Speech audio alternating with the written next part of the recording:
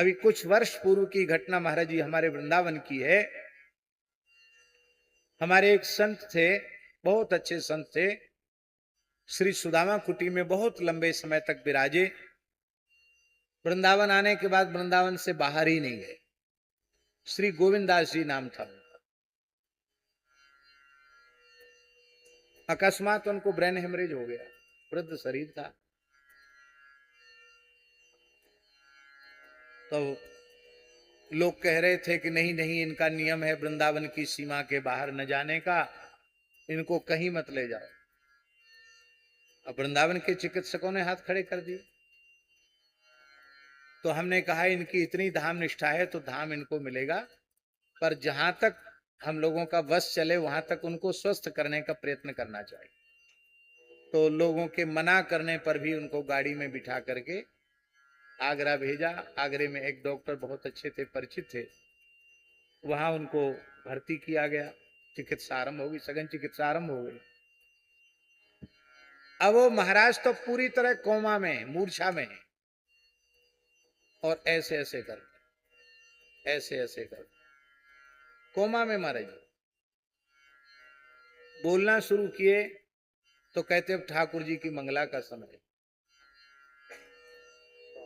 अब श्रृंगार का समय, भाई देखो अब मैं थक गया हूं, राजभोग धरा दो, अब उत्थापन का समय।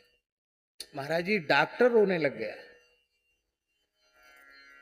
माने उस मूर्छा की अवस्था में भी उनकी अष्टयाम सेवा चल रही थी और भगवत कृपा से वो पूर्ण स्वस्थ हुए, कई वर्षों तक जीवित रहे और फिर वृंदावन की रज उन्होंने प्राप्त। ये है मानसी सा परामर्श। पर बात यही थी, अपने ठाकुर जी की अष्टयाम सेवा गोविंदास जी महाराज नित्य करते थे, लंबे समय से करते थे। सेवा का अभ्यास होता है। तो रजोगुण बांधने वाला न होवे, इसका एक ही उपाय है, उस रजोगुण को भगवद अर्पित कर दो, भगवान के अर्चन में उसका उत्तमोत्तम विनियोग कर दो, तो रजोगुण बांधने वाला नहीं। इसी को वल्लभाचार्य जी ने एक सिद्धांत वाक्य में कहा है। उन्होंने कहा गृहम सर्वात्मना त्याज्यम, गृहम सर्वात्मना त्याज्यम सचेत त्यक्तुम न शक्यते। घर को छोड़ दो। बोले यदि कहो कि घर छोड़ना हमारे लिए कठिन है, घर गृहम सर्वात्मना त्याज्यम करते रजोगुण, घर ही रजोगुण है, प्रवृत्ति ही रजोगुण है, उसका त्याग कर दो। यदि कहो कि उसका त्याग संभव नहीं है, तब कहते कोई बात नहीं, घर छोड़ के कहीं मत जाओ। कृष्णार्थे तत्प्रयुंजीत, उसको कृष्ण के निमित्त, कृष्ण सेवा के निमित्त उसको समर्पित कर दो। कृष्णो नर्थस्य मोचकः, श्री कृष्ण तुम्हें संपूर्ण अनर्थों से विमुक्त कर दें। इसका तात्पर्य है कि आचार्यों का सिद्धांत है कि भगवान की अर्चा विग्रह की सेवा पूजा में अपने रजोगुण की प्रवृत्ति को अर्पित कर दो, तो रजोगुण बांधने वाला नहीं होगा। हे वत्स ब्रह्मा, मेरे अर्चावतार का अर्चन ही रजोगुण से बचने का एकमात्र उपाय है। तो तुम ब्रह्मलोक में मेरी प्रतिष्ठा करो और मेरा अर्चन करते हुए सृष्टि का विस्तार करो, फिर ये रजोगुण तुम्हें बांधने में समर्थ नहीं हो। ब्रह्मा जी ने कहा महाराज मूर्ति कहां से लाऊं, आपको ही देनी पड़ेगी, राह बतावे सो आगे चले। अब और कोई तो इस समय है नहीं, केवल आप हैं और हम हैं, और नेत्रों से सरयू जी प्रकट हो ही चुकी हैं।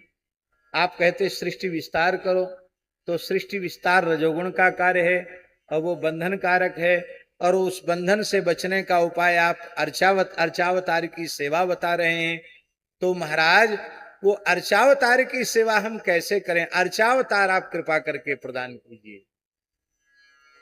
तब भगवान ने मन से संकल्प किया और क्षीर सिंधु से भगवत संकल्प से जो विग्रह प्रकट हुआ वो श्री रंगनाथ स्वरूप है।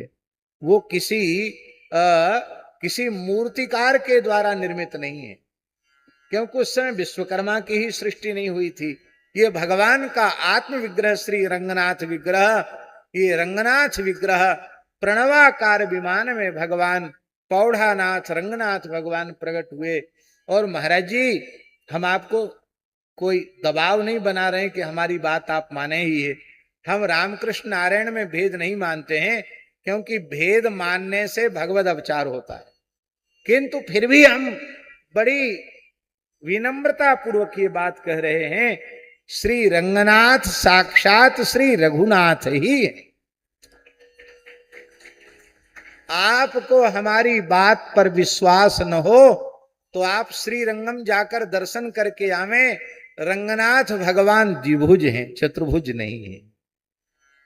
हमारे श्री रघुनाथ जी भी द्विभुज हैं। इस बार हमने वहां के अर्चक से पूछा तो उन्होंने कहा परात्पर स्वरूप द्विभुज होता है। दक्षिण के अर्चक ने कहा परात्पर स्वरूप द्विभुज होता है। हमने पूछा कैसे, तो उन्होंने कहा आप पुरुष सूक्त नहीं जानता है, बाहु राजन्य कृता, द्विवचन है, बाहु राजन्य कृता।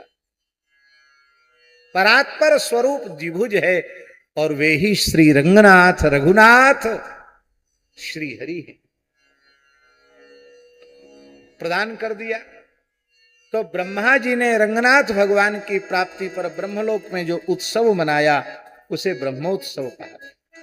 आज भी पांचरात्र की विधि से जहां मंदिरों की स्थापना होती है दिव्य देशों की, वहां ब्रह्मोत्सव मनाया जाता है।